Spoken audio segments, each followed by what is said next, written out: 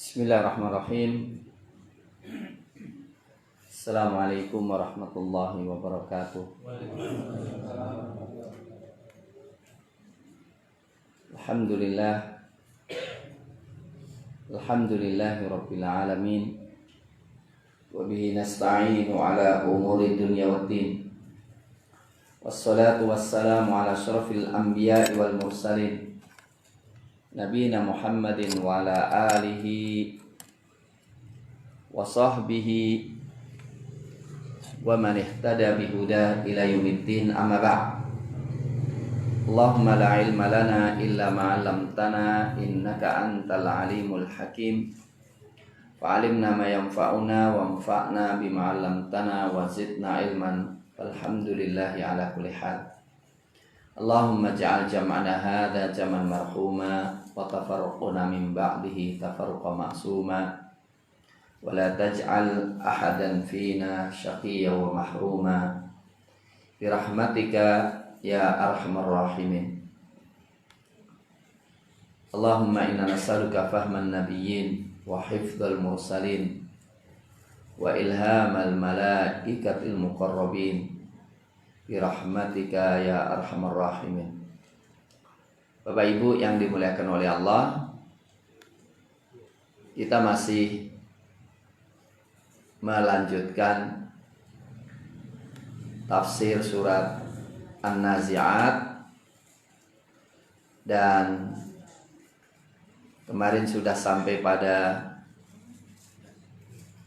ayat ke 14. Ayat ke-27 ya. Ya. Yaitu firman Allah Subhanahu wa taala, A'udzu billahi minasyaitonir rajim. A'antum asyaddu khalqan amis sama banaha. A'antum, apakah kalian, asyaddu khalqan, lebih dahsyat penciptaan, amis sama, atau langit, banaha, yang dia membangunnya, rafa'a samkaha, rafa'a samkaha, Allah mengangkat atapnya, fasawwaha, lantas dia sempurnakannya, wa aghtosha lailaha, wa aghtosha, dan Allah gelapkan lailaha, malamnya, wa akhraja, dan Allah keluarkan duhaha, cahayanya, siangnya, wal arda, dan bumi, ba'da dzalika, setelah itu, dahaha, dia membentangkannya, akhraja minha, dia mengeluarkan darinya, ma'aha, airnya, wa mar'aha, dan tempat mengembalakannya, wal jibala, dan gunung, arsaha, yang dia menancapkannya, mata'al lakum, semuanya itu berbekalan buat kalian, wali an'amikum, dan buat binatang ternak kalian. Ma'asyiral muslimin, hafizakumullah. Pertanyaan jelas, jawabannya juga sangat jelas. Tapi adakah kita mengambil pelajaran darinya? Apakah kalian lebih berat penciptaannya? Apakah kalian lebih berat penciptaannya? Ataukah langit yang lebih berat, lebih sulit penciptaannya? Di mana Allah telah membangun langit itu, mengangkat atapnya sehingga tidak ada batas, Dan Allah menyempurnakannya sehingga tidak ada sedikit pun lubang dan cacatnya. Allah Subhanahu wa ta'ala mentakdirkan adanya malam yang gelap dan siang yang terang benderang. Allah membentangkan bumi yang sangat luas sekali sehingga semua manusia yang hidup dijamin cukup untuk mendapatkan tempat tinggalnya. Allah Subhanahu wa ta'ala juga yang mengeluarkan air, menyimpan air dan mengeluarkannya. Dan Allah Subhanahu wa ta'ala juga yang menumbuhkan pertumbuhannya, rerumputannya untuk perbekalan buat kalian dan ternak kalian. Allah menancapkan gunung sebagai pasak bagi bumi. Apa dibalik omongan ini? Saya ingin tanya dulu deh, supaya biar nggak ngantuk yang dengerin. Apa kira-kira? Informasi biasa atau nggak biasa?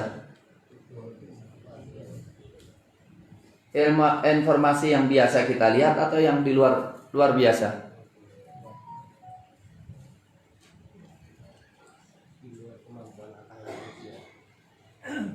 Jadi di mana letak ininya? Letak kehebatannya apa?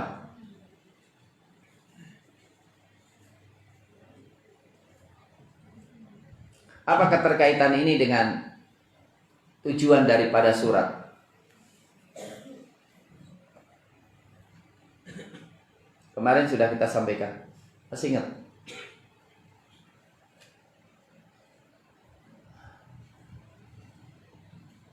Apa Bapak Ibu? Ngantuk? Kenapa Allah bertanya, mana yang lebih sulit, penciptaan kalian atau alam semesta? Kenapa bertanya begitu?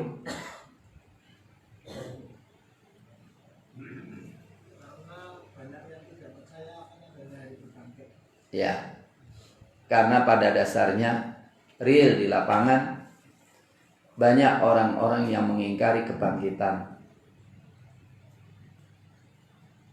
Sehingga dia tidak percaya bagaimana manusia dibangkitkan lagi. Begitu. Maka kemudian Allah mengajak kita untuk melihat kepada sesuatu yang setiap hari kita lihat. Biasa sebetulnya. Dari pandangan kita biasa, setiap hari kita lihat rerumputan, setiap hari kita lihat langit, setiap hari kita melihat bumi. Tetapi sebetulnya tidak biasa, luar biasa.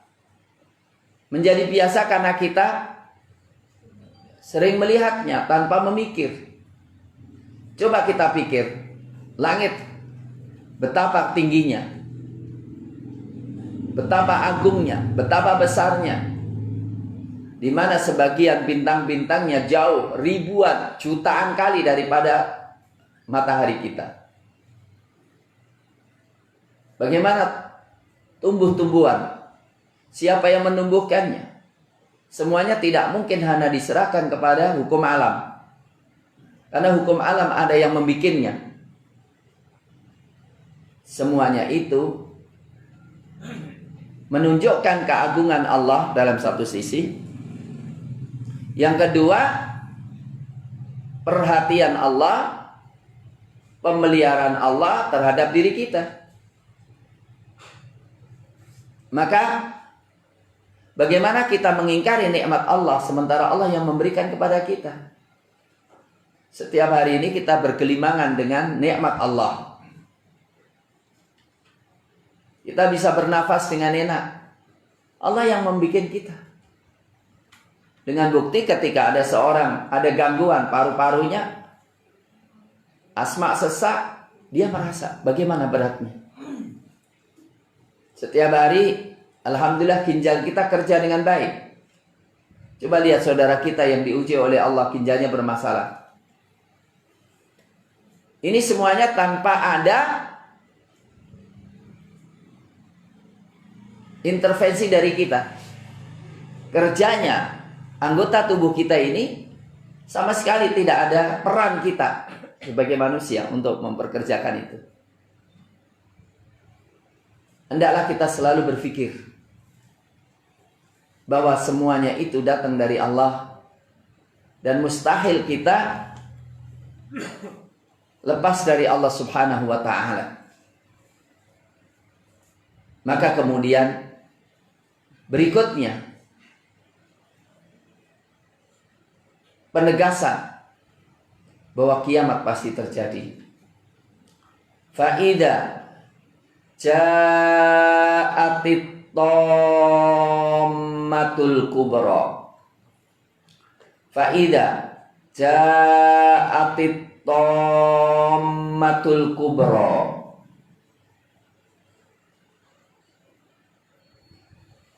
Dan jika telah datang at-tammah yang agung.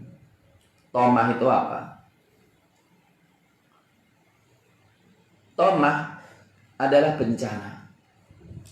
Kejadian yang besar yang menimpa semua yang ada merata.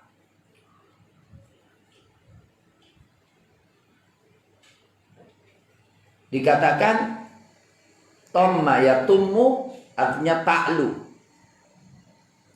At-tammah yang paling tammah adalah suatu kejadian yang tidak ada yang lebih besar daripada itu. Itu tammah. Biasanya kalau orang Arab ya, wallahi tammah ini.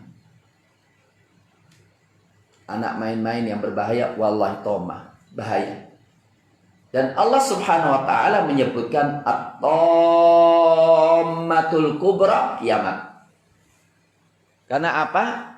Bencananya, kedahsyatannya tidak ada yang melebihi.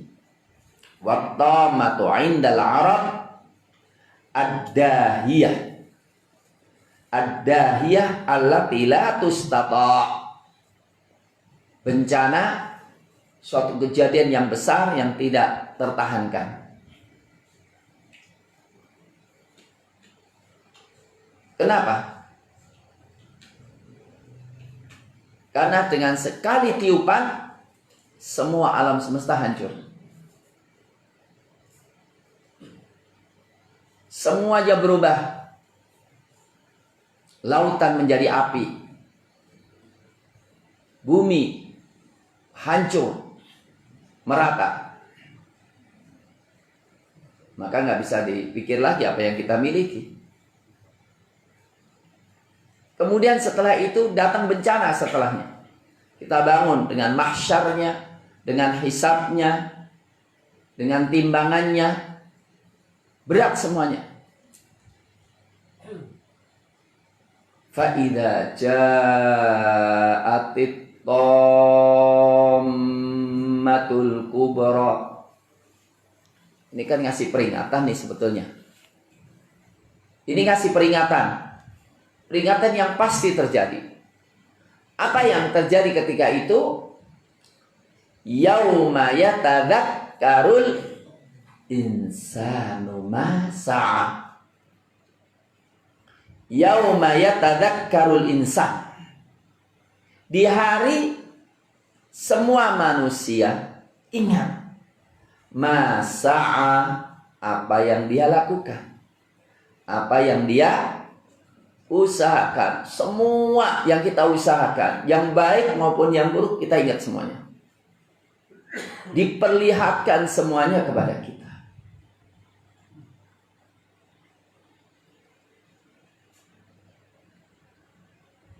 Adakah alasan? Adakah alasan untuk melakukan perbuatan buruk yang kita lakukan? Gak ada.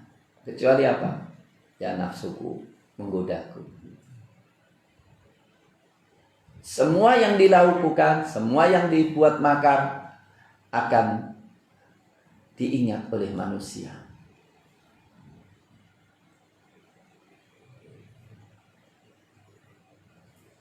Maka zaman sekarang sudah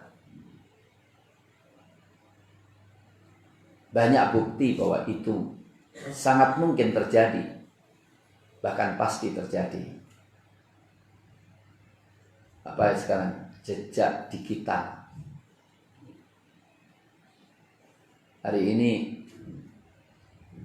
saya dikirimi pidatonya seorang tua perempuan yang secara vulgar, tapi saya bikin siaran langsung jadi nggak bisa saya buka. Pidatonya dalam partainya sangat melecehkan Pancasila dan mengatakan ganti Pancasila. Ini vulgar banget udah.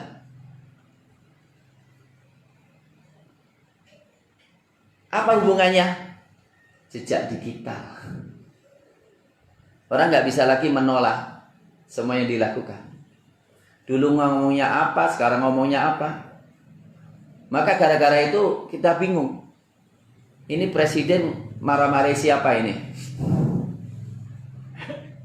Yang satu ngomongnya itu sukanya impor. Yang satunya ngomongnya apa? Harus orangnya itu aja gitu. Pernah dengar nggak? Pernah lihat? Jejak digital mengerikan sekali. Semua terbongkar, nggak bisa kita mengelak.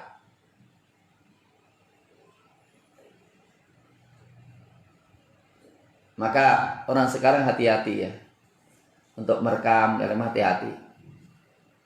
Karena nanti sulit menghindar. Tapi sebetulnya ada sesuatu yang sudah rekamannya lebih dahsyat, yaitu rekaman Allah. Yang sulit kita untuk menghindarinya dan nggak mungkin kita menghindarinya. Ya tadzakkarul insanu masa. Kira-kira perbuatan kita yang baik maupun yang buruk dominan mana ya kalau kita merenung sendiri ya. Khusyuk dalam sholat kita dan yang agak ngelamun banyakkan mana ya kira-kira ya.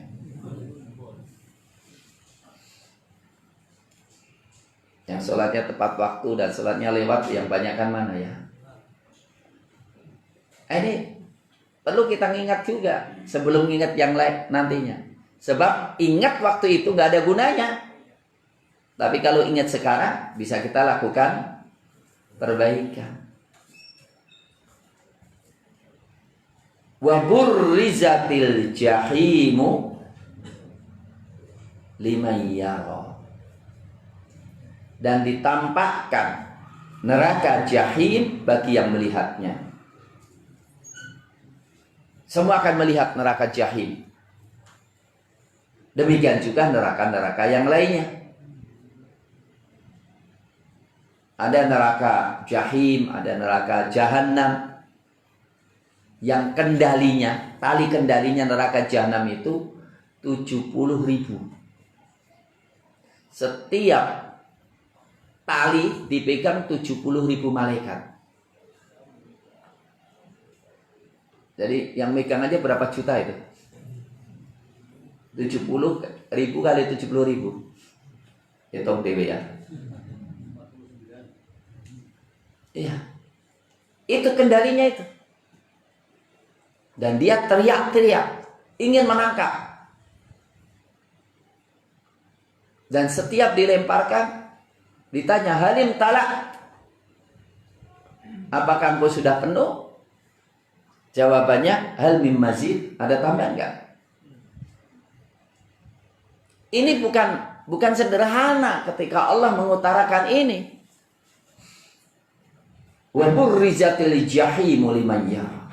Terus apa dampak hukumnya? Fa amma man tagha. Nah ini. Fa amma man tagha. Maka siapa yang tagha melampaui batas. Wa atharal hayatad dunya. Dan mengutamakan kehidupan dunia atas akhirat. Fa innal jahima, maka neraka jahim hiyal ma'wa, tempat tinggalnya.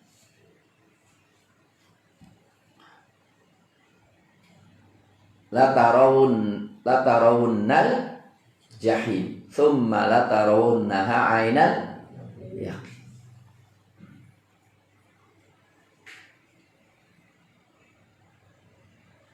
Neraka disiapkan untuk siapa?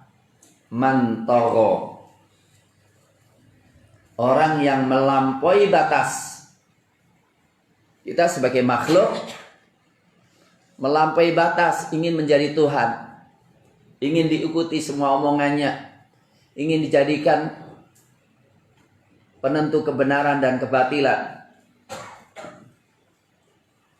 Akal ini gunanya untuk memahami hukum, tapi kemudian digunakan untuk membuat hukum yang berlawanan dengan hukum Allah. Siapa yang menjadi tauhid, rela dicintai secara melampaui batas yang Allah tentukan, rela diikuti secara melampaui batas, rela diibadahi selain Allah Subhanahu wa ta'ala. Fa amma man tagha wa atharal hayatad dunya, dan mengutamakan kehidupan dunia atas akhirat. Maksudnya apa ini? Indikasinya apa? Kalau kita tanya, kita dunia dan akhirat itu lebih utama mana? Akhirat. Tapi kita mengutamakan dunia atau akhirat? Gitu. Kita mengutamakan dunia atau akhirat dalam praktek? Apa tandanya mengutamakan dunia?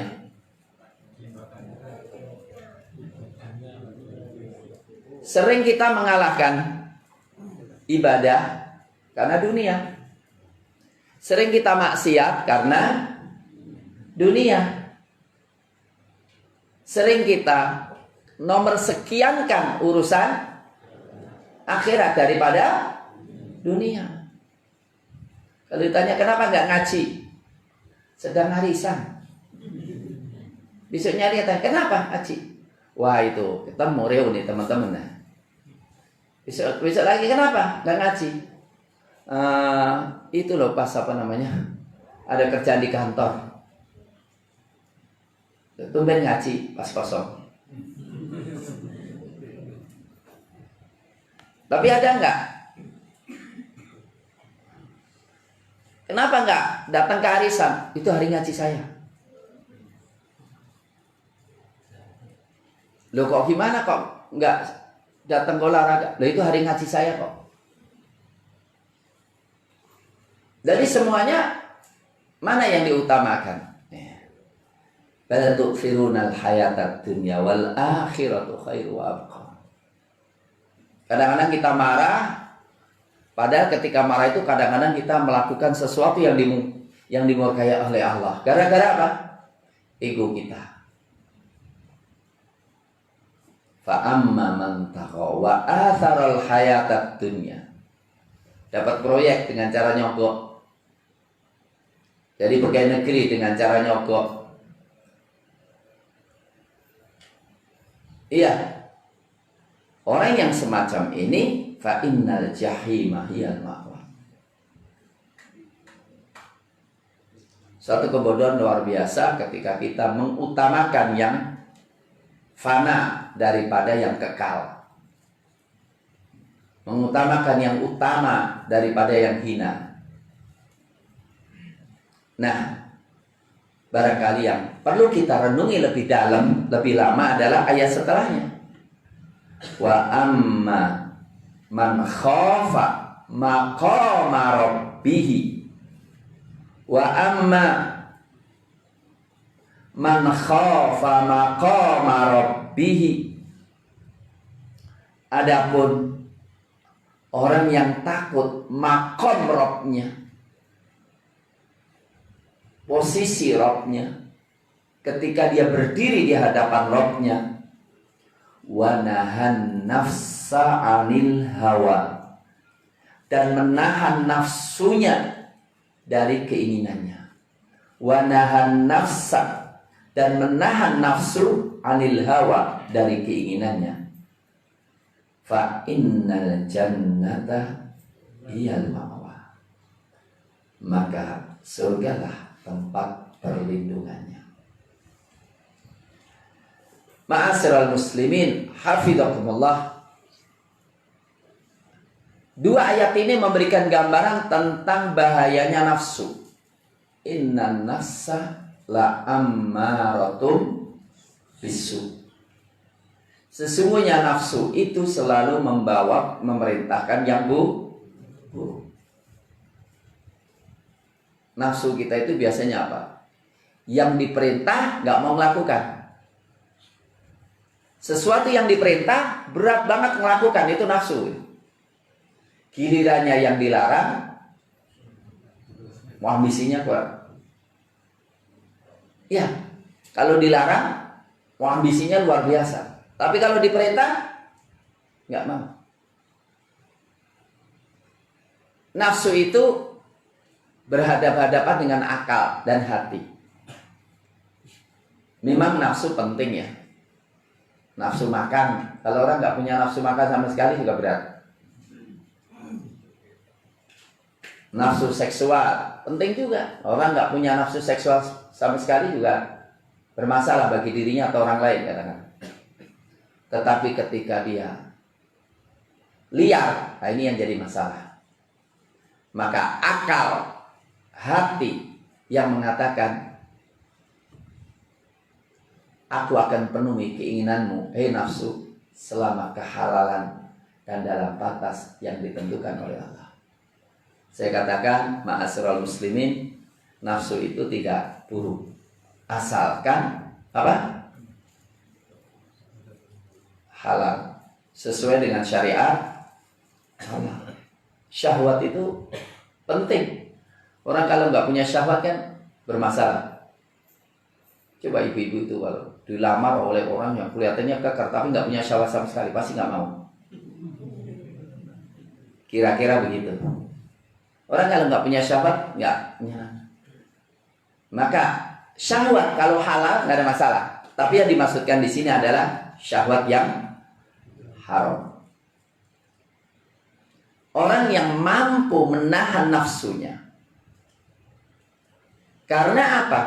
Takut. Bagaimana posisi ketika berdiri di hadapan Allah Subhanahu wa taala. Inilah yang maqam yang tertinggi. Wa amma man khaf. Adapun orang yang takut maqama rabbih. Maqama rabbih ini maknanya banyak. Di antaranya apa? Kita takut ketika kita mau berdiri di hadapan Allah. Karena semua kita pasti berdiri di hadapan Allah. Wailul lil mutaffifin alladzina idza talu 'alan nasi yastawfun wa idza kaluhum aw wazanuhum yukhsirun ala yadhunnu ulaika annahum mab'utsun liyaumin 'adzim yauma yaqumun nasu lirabbil yauma yaqumun nasu lirabbil alamin. Semua kita di hadapan Allah. Dan ingat, semua kita akan di hadapan Allah. Tidak ada antara kita dengan Allah penterjemah. Ma minkum illa yukallimuhumullah laisa bainahu wa bainallahi turjuman. Semua kita pasti di hadapan Allah dan tidak ada terjemahnya.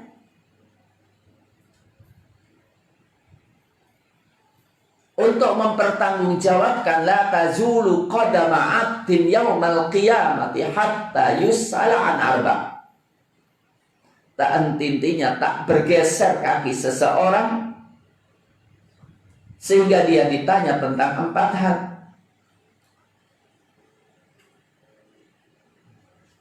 Serius loh, kita nanti di hadapan Allah ditanya.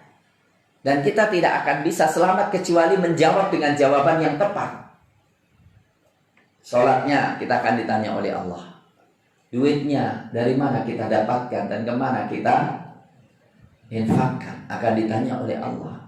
Usia kita dihabiskan untuk apa akan ditanya oleh Allah. Termasuk juga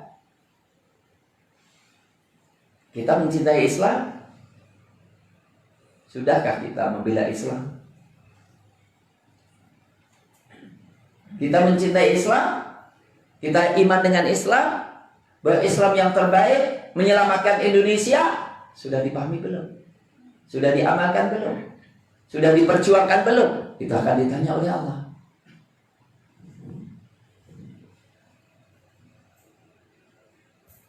Maqam Rabbi, berdiri di hadapan Allah untuk ditanya. Falanas'alanna alladziina ursila ilaihim walanas'alannal mursalin. Kami akan tanya para rasul dan kami tanya umatnya. Latus alunna yauma idzin anin na'im. Kita ditanya tentang nikmat akal, nikmat otak, nikmat hati. Hati ini punya potensi luar biasa untuk mencintai Allah, mencintai Islam, mencintai Rasulullah, mencintai kebenaran. Sudahkah dimanfaatkan dengan baik? Ma'asyiral muslimin, orang yang menghadirkan situasi di mana berdiri di hadapan Allah, zat yang paling kita cintai, zat yang memegang ubun-ubun kita, maka itulah yang menyebabkan kemampuan seseorang untuk wanahan nafsa anil hawa, menahan nafsu dari keinginannya, yaitu kemaksiatan yang diinginkan. Saya ingin tanya, mohon maaf,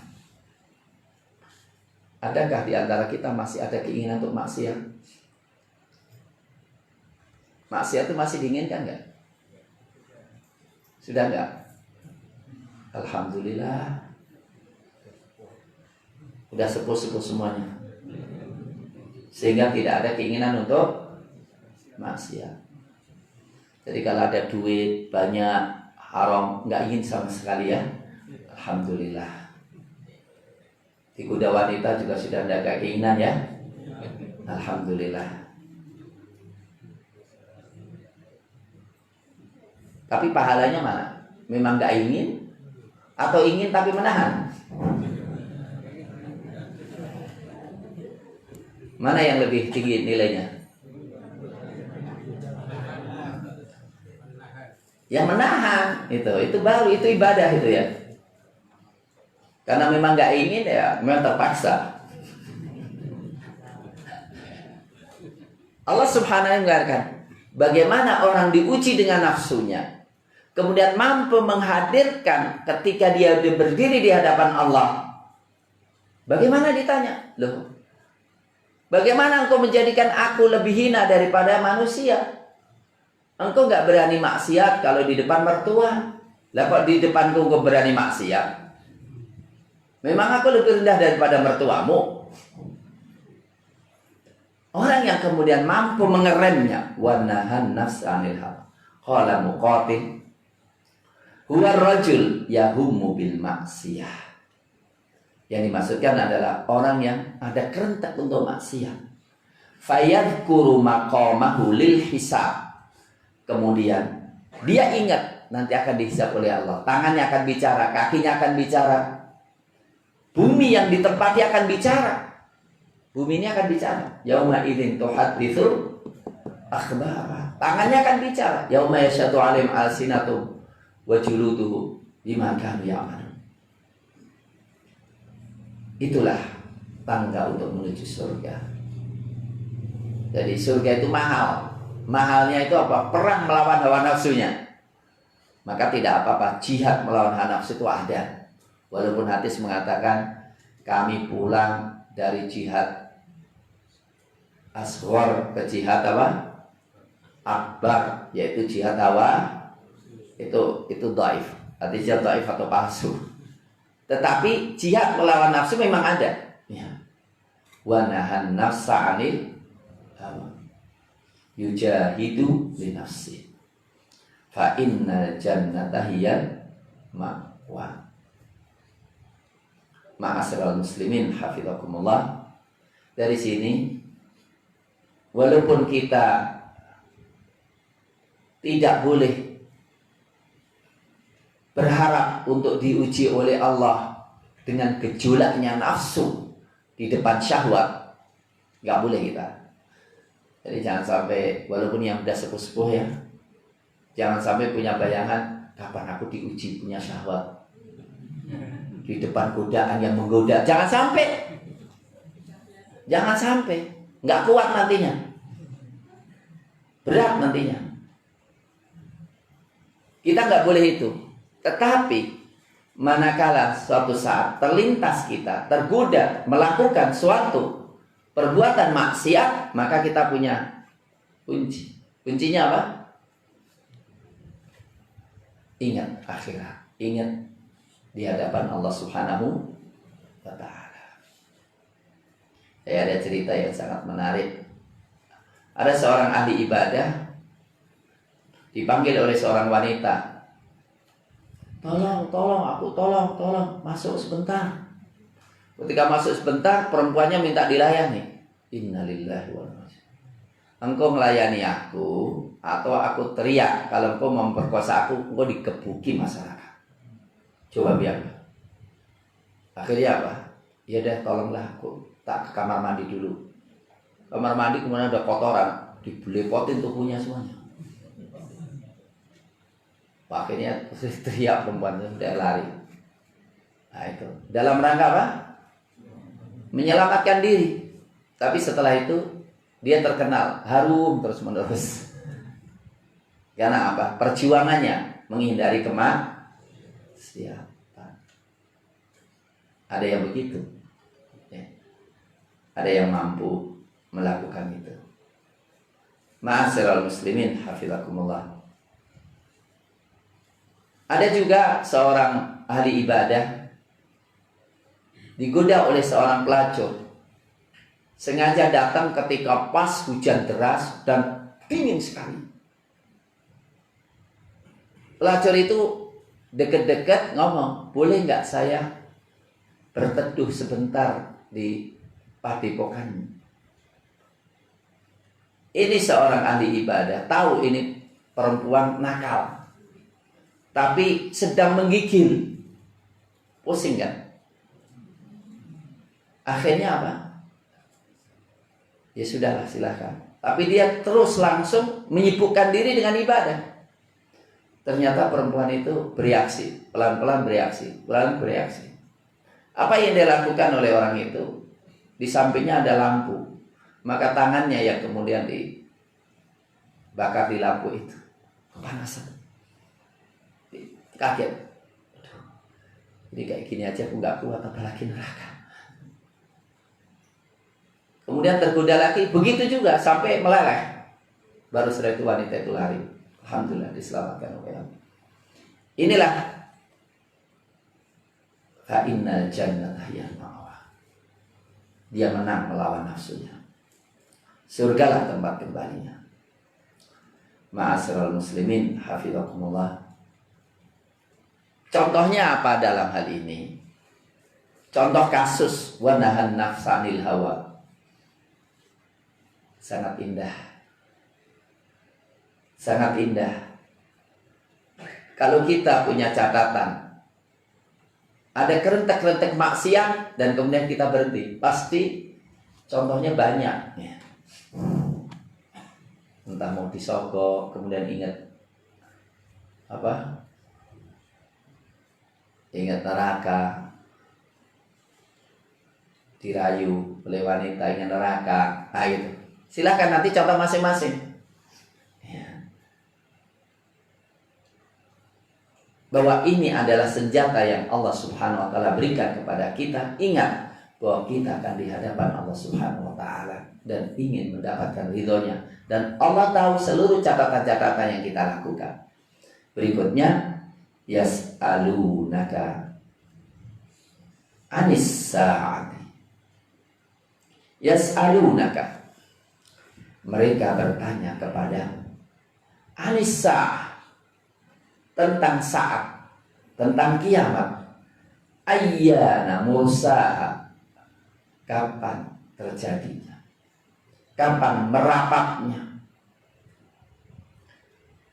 Fima anta min dzikraha.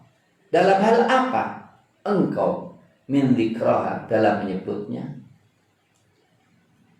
Artinya engkau tidak tahu menyebutnya. Ila rabbika muntahaha, kepada Rabbmu adalah endingnya. Ila rabbika muntahaha, innama, tiada lain, anta mundziru, engkau memberikan peringatan, may yakhshaha, orang yang takut kepadanya.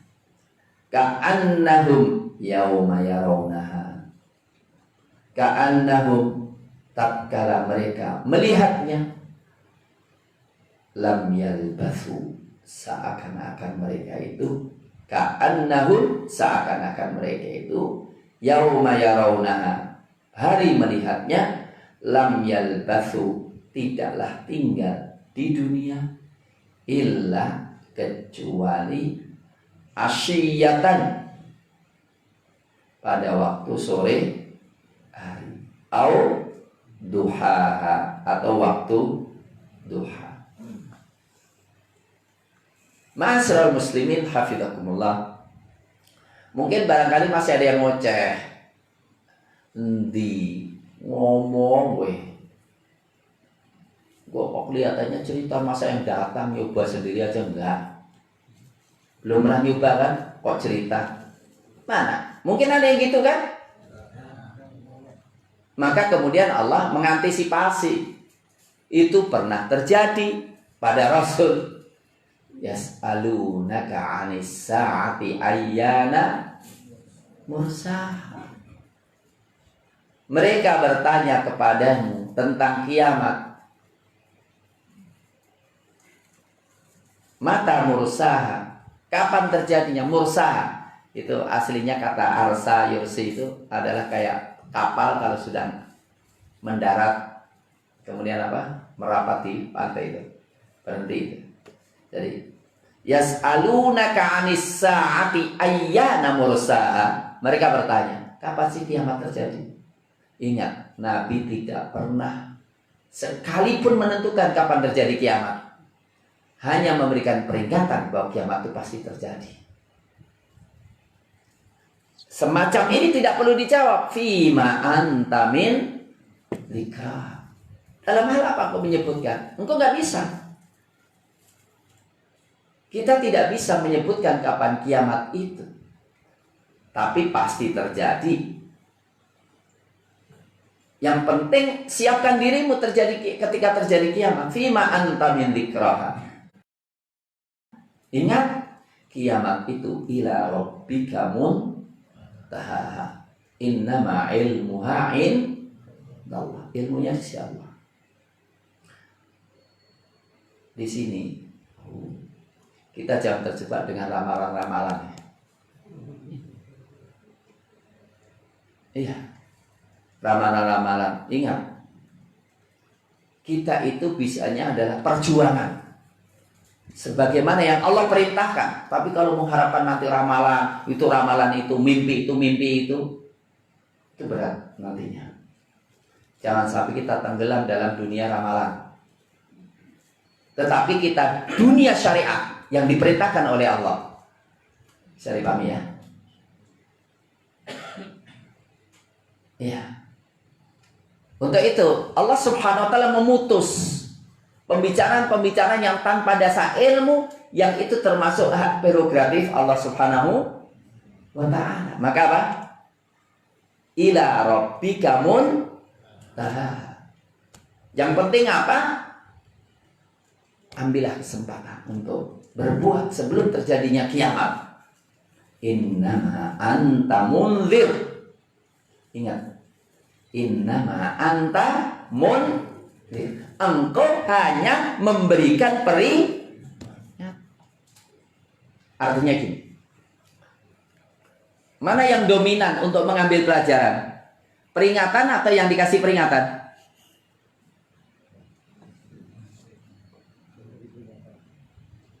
Ingat, peringatan itu sekedar menyampaikan dengan dasar dengan kejujuran, tapi apakah peringatan itu bermanfaat atau tidak? Kembali pada siapa? Orang yang dikasih peringatan. Yang mencetak kesolehan,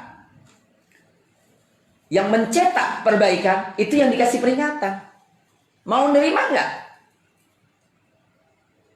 Nah, kalau dia sendiri tidak mau membangun rasa takut kepada akhirat,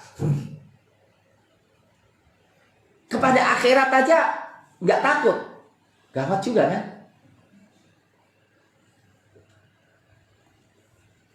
Padahal mati semua kita takut ya. Atau nggak ada yang takut kita mati? Takut nggak kita mati? Ada yang saya berani takut, saya nggak takut sama sekali. Ada yang gitu. Saya tanya, memang punya jaminan bahwa setelah mati enak? Punya? Jaminanmu apa? Gak ada. Kita takut semuanya. Itulah ketakutan itu yang menyebabkan kita kemudian bertanya-tanya, apa bekal kita untuk aman di sana?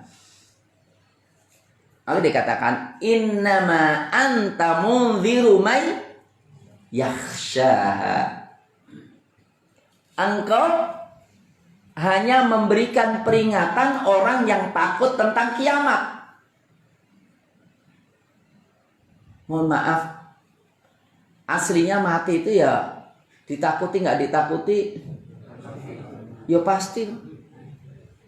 Sebetulnya bukan yang penting bukan matinya itu baik atau tidak gitu.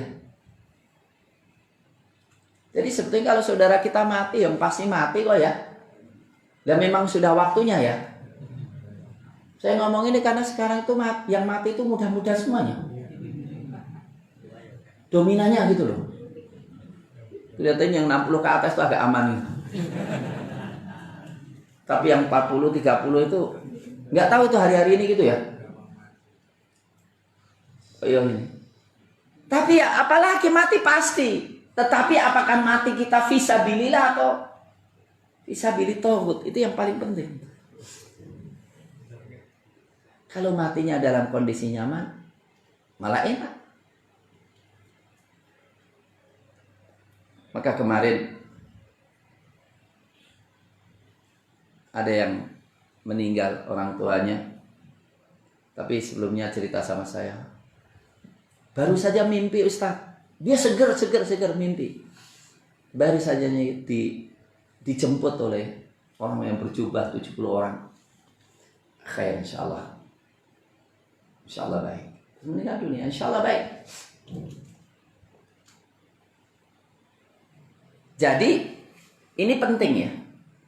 Innama anta munziru may yakhshaha. Takut kita tentang pasca kematian.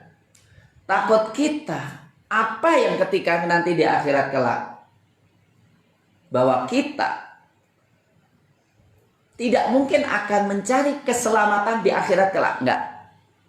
Tidak mungkin kita akan mengandalkan penyesalan di akhirat kelak. Sekarang ini kita harus nyiapin apa yang menyebabkan kita selamat. Maka di sana ada munjiat dalam kajian kitab Riyadhus Shalihin atau dalam kitab Ihya Ulumuddin ada namanya kitab apa? Munjiat, penyelamat.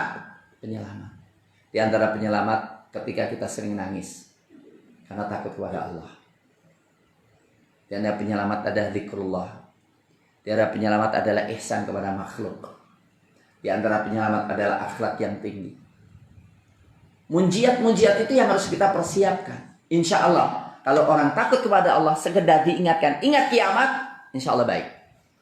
Tapi kalau orang itu nggak yakin dengan hari akhirat, sehingga tidak takut kepada akhirat, nggak takut kepada kuburan dan adab kubur, nggak bisa diapa-apain.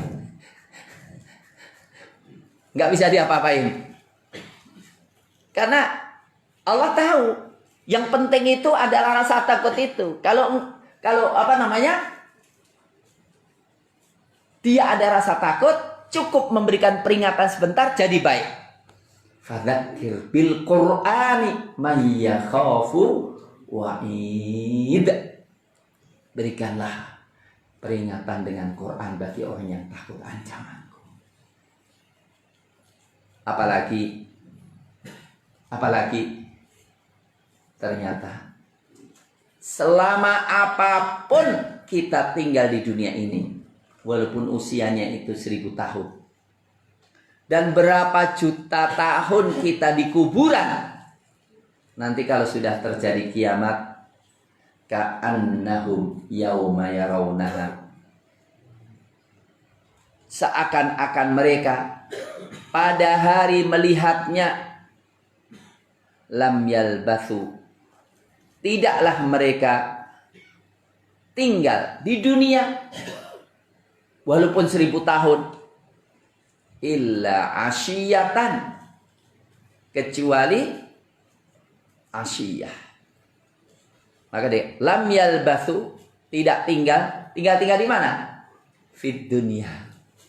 Jadi hidup di dunia yang 1000 tahun kayak Nabi Adam itu, bayangannya cuma sesaat. Atau fil kubur. Kalau kubur berapa lama? Lebih lama di dunia atau lebih lama di kubur? Di kubur. Yang di kubur itu mulai dari dulu zaman Nabi Adam alaihissalam sampai hari kiamat. Nanti kalau contohnya Qabil Habil itu ketika dibangunkan merasa tinggal di dunia, tidak tinggal di kuburan, illa asyiyatan au duha. Iya. Jadi sekarang kan cepat sekali. Cepat sekali. Untuk itu mestinya kita tidak terlalu pusing mikirkan dunia. Yang kita pikirkan, bisakah kita manfaatkan dunia untuk akhirat? Iya. Dan ini tujuannya adalah supaya kita menjadi rijalul akhirah. Manusia-manusia akhirat yang syuna ala wajhil ardi, yang masih berjalan di muka bumi. Artinya hati kita tertambatkan dengan akhirat, sehingga apa? Semua perbuatan yang membawa kebaikan akhirat kita semangat untuk melaksanakan. Sesuatu yang hanya di dunia ini saja, manfaatnya dunia, nggak ada amal akhirat, maka kita tidak tergodanya. Itulah tujuan daripada ayat ini. Kembali kepada Allah, mengesahkan Allah, mementingkan akhirat, zuhud di dunia, sehingga memudahkan kita untuk beramal soleh. Aqulu qouli hadza wa astaghfirullahi wa lakum. Wassalamualaikum warahmatullahi wabarakatuh.